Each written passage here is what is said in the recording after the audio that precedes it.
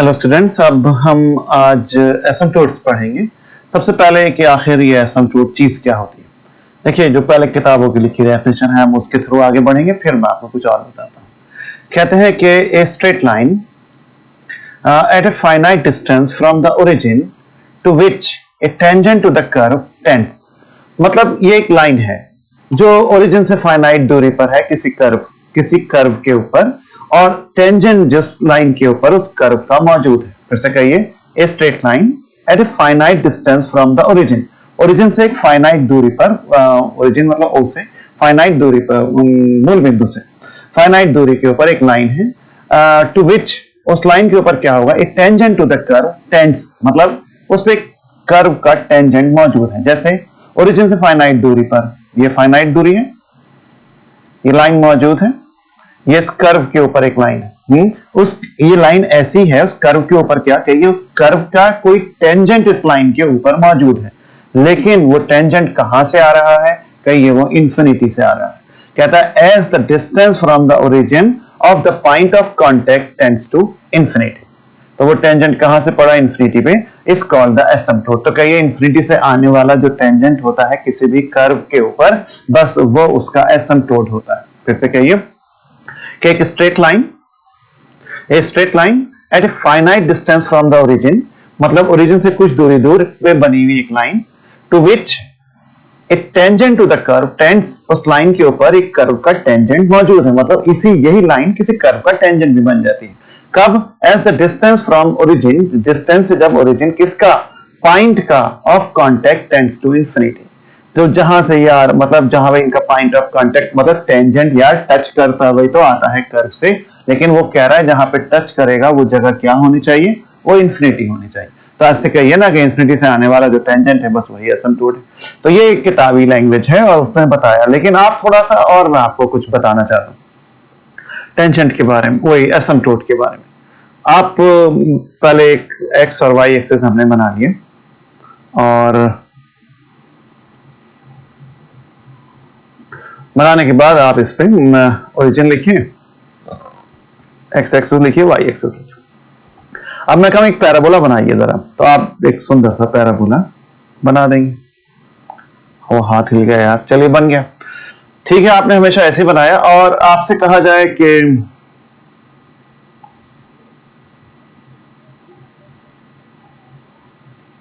ये आपने बनाया, थोड़ा सा घूमता हुआ होना चाहिए, और हाथ ना इस पे चल नहीं पा रहा है।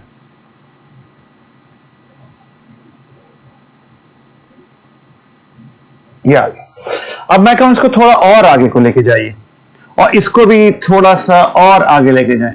तो आप इसको किधर को लेकर जाएंगे, कहिए हवा में किधर को लेके जाऊं इसको, अगर मुझे 10 मीटर और लेके जाना है, ऊपर को जाएगा कि थोड़ा मुड़ता हुआ जाएगा, किधर को जाएगा। तो कहिए यहां पे दो स्ट्रेट लाइनें मौजूद होंगी, समझे आप, दो स्ट्रेट लाइनें जो इसका स्लोप बताएंगी। कहिए एक लाइन तो ये, और एक लाइन ये। थोड़ी सी गलत होगी, मैं दोबारा ड्रॉ करता हूं, अब फिगर बाजी में तो देर ही लगती है। ये सपोज ये दो हैं, तो ये दोनों स्ट्रेट लाइनें हैं, ये कर्व को ये बता रही हैं कि तुमको इस रास्ते पे चलते चले चलते चले जाना है, ऐसे करके, बस ये कर्व ऐसे चलेगा। तो हर, मतलब, और ये इधर को ऐसे टच नहीं होगा, उसके साथ साथ चलता चले। तो यही तो एसिम्पटोट्स हैं, ये और ये। तो एसिम्पटोट्स क्या हैं, अरे यार इंफिनिटी से इंफिनिटी पे बने हुए टेंजेंट है, इसका मतलब इसी के साथ साथ कर्व इंफिनिटी तक चले जाएंगे। तो दूसरे शब्दों में कहिए एसिम्पटोट्स वो लाइनें हैं जो किसी भी कर्व को इंफिनिटी तक जाने का रास्ता बताती हैं। हमें क्या पता ये पैराबोला आगे को जाके कैसा घूमेगा, लेकिन जब एक स्ट्रेट लाइन बनी हुई है तो बस मैं उसके साथ साथ चलता रहूंगा, इतना सा बस बोल दीजिए। तो खैर आगे कुछ इसी काम में नहीं आएगा, बस एक कॉन्सेप्ट होता है कि व्हाट आर द एसिम्पटोट्स, कहिए दीज आर द टेंजेंट। ये टेंजेंट हैं जो इंफिनिटी पे बनते हैं किसी कर्व पे, या कह दीजिए ये, और हमेशा स्ट्रेट लाइनें होती हैं टेंजेंट, ये वो स्ट्रेट लाइन है जिनके साथ साथ कर्व इंफिनिटी तक चलते चले जाते हैं, आड़े तिरछे से कहीं नहीं भागेंगे, वो इसके साथ साथ भागेंगे। अब इनको सॉल्व करने के दो मेथड होते हैं। पहले हम आसान मेथड की बात करेंगे, और उसका प्रूफ आपके सिलेबस में नहीं है, हम सीधे मेथड के बारे में बात करेंगे, किसी भी कर्व का एसिम्पटोट कैसे निकाला जाता है। बहुत आसान चैप्टर है, ज्यादा आपको डरने की इसमें बिल्कुल भी जरूरत नहीं। देखिए ये डेट मत देखिए। अब वो एक्सरसाइज का ये पहला क्वेश्चन है और आपसे कहता है कि इस कर्व के एसिम्पटोट निकाल दीजिए। देखिए पहला या दूसरा या तीसरा या चौथे क्वेश्चन से मुझे मतलब नहीं है, सारे सवालों का एक ही मेथड होता है, इसमें बड़ी अच्छी बात होती है। सबसे पहले आपने गिवन क्वेश्चन का जो भी था एलसीएम लिया और उसको एक तरफ को कर दिया आपने, सबको क्या क्या करा, सबसे पहले सबसे बड़ा टर्म लिखे बड़ी पावर वाले, फिर छोटे पावर वाले, एक तरफ को करके ये लिख लिया। कहां शक्ल ऐसे थी और कहां शक्ल आपने ऐसे बना ली। कलर बदल देता हूं तो आपको अच्छा लगेगा। कहिए हमने पहले बड़ी पावर, फिर और उससे कम, फिर उससे कम। बस जी, अब क्या होता है कि इसमें ये देखिए, और उससे भी पहले ये याद रखिए कि एसिम्पटोट्स क्या होते हैं कि ये स्ट्रेट लाइन की इक्वेशन क्या होती है, y बराबर mx प्लस सी। तो हर सवाल का आंसर mx प्लस सी, लेकिन हर सवाल में m और c अलग हो। बस m और c निकालने की तैयारी है और वही कैसे निकलेगा, हम उसी की लड़ाई लड़ेंगे। तो सबसे पहले गिवन इक्वेशन में एक तरफ लिखने के बाद सबसे बड़ी जो पावर का टर्म है y बराबर उसमें m और x बराबर उसमें 1 डाल दीजिए।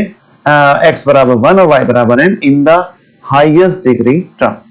हाईएस्ट डिग्री टर्म के अंदर आप ये सब्स्टिट्यूट कर दीजिए। समझे आपने? समझे कि पुट y बराबर m और x बराबर 1 इन highest degree terms. Highest degree term के अंदर हम ये सब्स्टिट्यूट करेंगे। तो हाईएस्ट डिग्री टर्म क्या है, जिसको मैंने रिंग में बंद कर दिया है। तो आप कैसे लिखेंगे, कहिए मैंने x की जगह पे तो 1 लिख दिया, नीचे लिख दिया 1 का स्क्वायर, और y की जगह पे मैंने m लिख दिया, क्या हो गया m स्क्वायर। ये तो आएगा पुट y बराबर m एंड x बराबर 1 इन highest degree term. Highest degree term में आपने ये लिख दिया। अब ये होता है कि यार इसका एक नाम दे दो, क्या नाम दें, कहिए it is a function of m। तो फंक्शन को फाई लिखने का तरीका है फाई m, लेकिन साथ में ये भी होता है कि नीचे n और लगा दीजिए। n ये बताता है कि किस डिग्री में आपने वैल्यू लिखी। कहिए मैंने चौथी डिग्री वाले में रखा, तो ये क्या बन गया, फाई 4 है। देखिए फाई मैंने जनरेट कैसे किया कि मैंने पुट किया y बराबर m और x बराबर 1 हाईएस्ट डिग्री टर्म में। तो हाईएस्ट डिग्री 4 वाले थे, तो खैर पहले मैंने रख दिया x की जगह पे 1 और y की जगह पे m, और क्या बोला कि ये काय का फंक्शन है, फाई का, तो फाई m बोला। नीचे उसके n लगा दिया, जो ये बताता है कि किस डिग्री के अंदर आपने इन वैल्यूज को सब्स्टिट्यूट किया। तो ये मैंने चौथी डिग्री में डाला है, तो ये y 5 4m कहलाए। तो हमने अगले पेज पे यही लिखा होगा 5nm या 5 4m, 1 स्क्वायर m स्क्वायर, ये आ गया। अब आप इसको एक बार डिफरेंशिएट कर दें। कहिए क्यों कर रहे हैं, कहना उसका सब्र करिए, अभी बताते हैं। तो आप कहिए मैंने इसको डिफरेंशिएट कर दिया, तो 5n डैश m बना 5 4 डैश m, बट डैश लगा दिया 2m। उसके बाद 5nm को 0 कर दिया। 0 करने पर m स्क्वायर 0 का मतलब सेकेंड डिग्री का है, तो उसके 2 रूट्स आएंगे। तो m बराबर कितना हो गया, 0,0।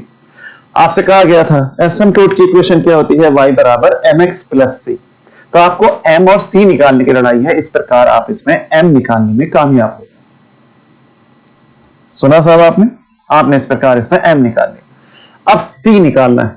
c निकालने के कुछ फार्मूले होते हैं। फिलहाल अभी हमने जो 5n डैश m निकाला था, अब आप 5n डबल डैश m निकाल लीजिए। 2 बार डिफरेंशिएट कर दिए। उसके बाद दोबारा पुट करिए y बराबर m और x बराबर 1। अब कहां कर रहे हैं, सेकेंड हाईएस्ट डिग्री टर्म्स के अंदर। सेकेंड डिग्री का मतलब हाईएस्ट डिग्री टर्म कितने थे, कहिए ये था हाईएस्ट डिग्री टर्म 4 थे। 4 के बाद उससे अगली डिग्री कितनी होनी चाहिए, 3। तो इसमें 3 डिग्री का है कोई, है ना, ये तो यार 2 डिग्री का है। कांस्टेंट की डिग्रियां ऐड नहीं होती। ऐसी b स्क्वायर x स्क्वायर, ये भी 2 डिग्री का है, तो इसमें 3 डिग्री का तो टर्म ही नहीं है। तो आप कहिए, तो सेकेंड हाईएस्ट में डालना था, हाईएस्ट तो n है, तो सेकेंड हाईएस्ट n-1। तो n-1 का मतलब क्या हो गया, 5 3 है। अरे यार n जब 3 है, 4 था तो ये थे, लेकिन 3 का तो कोई टर्म ही नहीं है, तो इसलिए आपने इसको 0 कर दिया। उसको भी डिफरेंशिएट करिए, 0 कर दीजिए।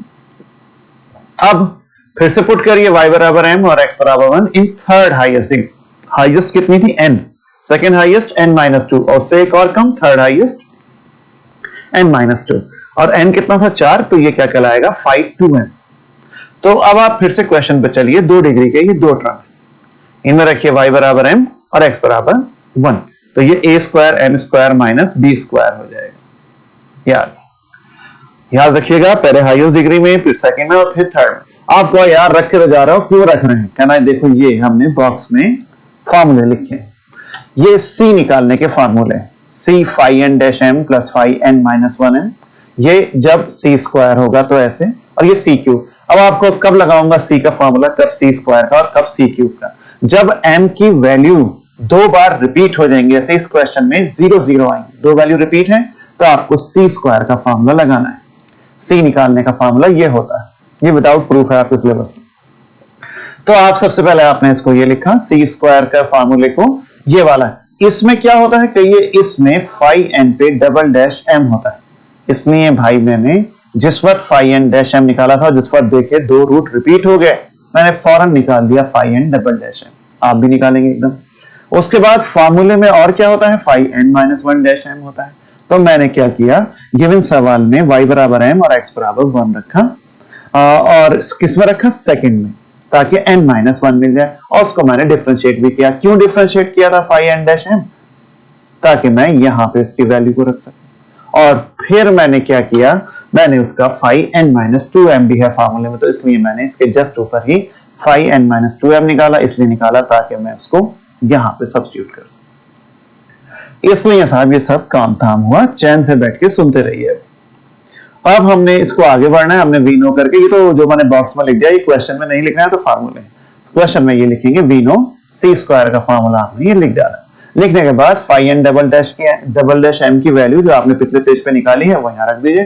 Phi n minus one dash m की वैल्यू यहाँ पे सब्स्टिट्यूट कर दें, और phi n minus two m की वैल्यू यहाँ पे सब्स्टिट्यूट कर दें। सब्स्टिट्यूट करके आप किसी सूरत से सी स्क्वायर निकाल पाए। अब इस सी स्क्वायर एम में आया था, इसमें एम बराबर जो आपने निकाल रखा है 0, वो सब्स्टिट्यूट कर दीजिए। तो जैसे ही आप इसमें m बराबर 0 डालेंगे तो c की दो वैल्यूज आ गई प्लस माइनस b। अब कहिए इक्वेशन ऑफ एसिम्पटोट जो होती है वो y बराबर mx प्लस c होती है। m बराबर इसमें 0 डाल दें, उसको रखने पर c कितना आया था, प्लस माइनस b। आप यहाँ पे c की जगह पे प्लस माइनस m का 0 और c की जगह पे प्लस माइनस b रख दें। इस प्रकार आपके पास ये दो एसिम्पटोट्स आ गए, y is equal two plus minus b। इसको आप इक्वेशन नंबर a में बंद कर दीजिए। फिर से सारे क्वेश्चन को सोचिए, क्योंकि ये सबसे पहले मैं गिवन सवाल को एक तरफ कर लूंगा, उसको मल्टीपल्टीप्लाई जितने भी है सबको खोल खाल के एक तरफ। सबसे पहले हाईएस्ट डिग्री टर्म देख लिखूंगा, फिर सेकंड हाईएस्ट, और फिर उसके बाद उसके छोटे वाले टर्म। और फिर मैं क्या करूंगा, पुट y बराबर m और x बराबर 1 हाईएस्ट डिग्री टर्म के अंदर मैं सब्स्टिट्यूट कर दूंगा। ये मैंने सब्स्टिट्यूट किया और उसका नाम दे दूंगा phi n m. N degree को दिखा रहा है और m का फंक्शन है, फाई 4m हो गया क्योंकि 4 में रखा था। डिफरेंशिएट किया इसे, फाई एन एम को 0 किया, 0 करके इसके फैक्टर निकाले, दो रूट रिपीट हो गए। तो जैसे दो रूट रिपीट हुए एकदम दिमाग में आया कि सी का फॉर्मूला बनेगा सी स्क्वायर वाला। सुना, तो सी स्क्वायर तो उसमें क्या होता है, कई उसमें तो phi n double dash m होता है। ये आपको फॉर्मूला तो भाई याद करना पड़ेगा। उसमें phi n double dash m होता है, phi n minus one dash m होता है, phi n minus two m होता है। तो यही सारी चीजें निकालेंगे, phi n double dash m, फिर रखा y बराबर m और x बराबर m, इन सेकेंड हाईएस्ट डिग्री टर्म में आप डाल दीजिए। तो phi n minus one phi 3m हो गया, 3 वाले तो टर्म ही नहीं थे तो वो 0 हो गए, उनका डिफरेंशिएशन भी करिए वो भी 0 रहेगा। तो क्या 0 हो गया, क्यों डिफरेंशिएशन कर रहे हैं, अरे फॉर्मूले में डैश की वैल्यू डलती है। फिर n माइनस टू निकालिए भाई, ये निकाल के सबको यहाँ पे सब्स्टिट्यूट कर देंगे, इन तीनों वैल्यूज को सी स्क्वायर का फॉर्मूला ये लिख के, और इससे c की वैल्यू निकाल लेंगे। m की जो भी वैल्यू थी 0 0 थी तो एक ही 0 डालिए बस, तो बस c बराबर प्लस माइनस b आ गया। ये आपका एक पार्ट सवाल का खत्म हो गया। एसिम्पटोट की इक्वेशन निकाल दी, y बराबर mx प्लस c कर। बहुत देर हो गई कि क्वेश्चन में, पहला क्वेश्चन है ना, समझाने में देर लग गई। उसके बाद जब ये एसिम्पटोट आ गए तो दो बातें आप जरूर लिखेंगे एग्जाम में, और हो सकता है एग्जाम में कभी कभी सिर्फ यही आता है, find the asymptotes parallel to x axis और find the asymptote parallel to y axis. फिलहाल अभी आप पहले जब ये निकाल चुकेंगे तो हर बार ये जरूर निकालना है, asymptote parallel to x axis. क्या लिखेंगे, equating to 0 the coefficient of highest power of x in equation 1 we get. क्या लिखा, इक्वेटिंग टू 0, 0 के बराबर करने पे किसको, कोएफिशिएंट का मतलब गुणांक, कौन किसका गुणांक, हाईएस्ट पावर ऑफ x का, x की हाईएस्ट पावर के गुणांक को, नहीं x की हाईएस्ट पावर के गुणांक को 0 करने पे, तो कोएफिशिएंट कहते हैं उसे। तो अब आप चलिए फिर से क्वेश्चन में, ये है क्वेश्चन, ये था, इसमें तो x की पावर अभी दिख नहीं रही, बटे में है, तो क्या ये मैंने क्रॉस मल्टीप्लाई करके जो इक्वेशन ये निकाल रखी है इसमें देखूंगा। अब इसमें x की हाईएस्ट पावर मुझे कहां नजर आती है, एक सेकंड, कहिए मुझे x की हाईएस्ट पावर यहां नजर आती है स्क्वायर, लेकिन एक जगह पे नहीं है, कहना यार ये तो दो जगह पे नजर आ रही है। तो कहिए मैं x स्क्वायर इसमें से कॉमन ले लूं, तो जब मैं x स्क्वायर कॉमन लूंगा तो मुझे क्या मिलेगा, y square minus b square. तो और इसमें y square minus b square जो ये आया, देखिए इक्वेशन नंबर 1 से मैंने ये लिख के यहाँ पे भी दिखाया कि एक्स स्क्वायर मैंने कॉमन ले लिया। जब मैंने एक्स स्क्वायर कॉमन लिया तो क्या बचा, y square minus b square. तो एक्स की हाईएस्ट पावर के गुणांक को मैंने 0 कर दिया, तो वाई बराबर कितना आ जाएगा, कहिए वाई बराबर आएगा प्लस माइनस बी। कितना मजा आया। अब आप एसिम्पटोट निकालिए पैरेलल टू वाई एक्सिस। उसमें लिखेंगे equating to 0 the coefficient of highest power of I. पिछली बार क्या लिखा था, equating to 0 the coefficient of highest power of x. वहां पे x की हाईएस्ट पावर या y की हाईएस्ट पावर। अब फिर से इक्वेशन 1 में जाइए, कहिए y स्क्वायर का ना दो जगह पे दिख रहा है यार मुझे, तो ये y स्क्वायर दो जगह पे दिख रहा है, तो बस दोनों जगह से y स्क्वायर कॉमन ले लीजिए। तो क्या बचेगा, कहिए एक्स स्क्वायर माइनस ए स्क्वायर। तो वो आपने 0 कर दिए, तो बस एक एसिम्पटोट ये आ गया। तो इस प्रकार 3 तरीके से एसिम्पटोट निकाले। जनरल तरीका तो वही होता है, पुट y बराबर m और x बराबर 1 करते हुए यहां तक पहुंचे, a आया। आपने ध्यान दिया था जो a में आया था वही b में आया, इतनी मेहनत करके a में निकाला था वही पैरेलल टू x एक्सिस भी आ गया। ऐसा हमेशा नहीं होता है, इस बार आ गया तो आ गया। खैर ये b हो गया, और फिर ये आपका c में आया पैरेलल टू y। तो रिक्वायर्ड एसिम्पटोट्स क्या होगा, a b और c में जो बस नॉन रिपीटिंग है। दो बार तो आपने y बराबर प्लस माइनस बी निकाला, तो बस y बराबर प्लस माइनस बी लिखेंगे और x बराबर प्लस माइनस ए लिखेंगे। और एक बात याद रखिएगा, जितनी गिवन कर्व की मैक्सिमम पावर होती है उतने ही मैक्सिमम एसिम्पटोट हो सकते। इसमें 4 पावर का था ना ये, तो इसके एसिम्पटोट 4 या 4 से कम होते। ये प्राइमरी बात होती है। कभी इक्वेशन हो 4 डिग्री की, आप 6 एसिम्पटोट एग्जाम में निकल आए, ऐसा नहीं होता है। 4 या 4 से कम होंगे, कभी कभी इमेजिनरी भी हो जाता है। इस सवाल को 2-3 बार सुनना और आराम से करना कर, उसके बाद ही अगला करिएगा। सारे क्वेश्चन एक जैसे ही होते हैं। वो तो पहला क्वेश्चन ऐसी था तो मैंने ऐसे ही करा। अब देखिए नेक्स्ट क्वेश्चन, वो भी यही है, लगभग यही है। जो भी क्वेश्चन था हमने उसको मल्टीप्लाई करके एक तरफ कर लिया। पहले हम बड़ी पावर लिखेंगे। सेकेंड ही क्वेश्चन है एक्सरसाइज का, पेज नंबर 203 का एक्सरसाइज है। पुट y बराबर m और x बराबर 1 हाईएस्ट डिग्री टर्म में डाल दीजिए। तो हाईएस्ट डिग्री तो ये है, तो फिर वही आ गया 5nm 5 कितने के बराबर m स्क्वायर के, y बराबर m है। इसको डिफरेंशिएट किया, इसको 0 किया, फिर से 2 0 आ गए। अब आप समझ गए यार, सारे ही निकालना पड़ेगा। 5n डबल डैश m भी निकालिए, 2 बार डिफरेंशिएट कर दीजिए।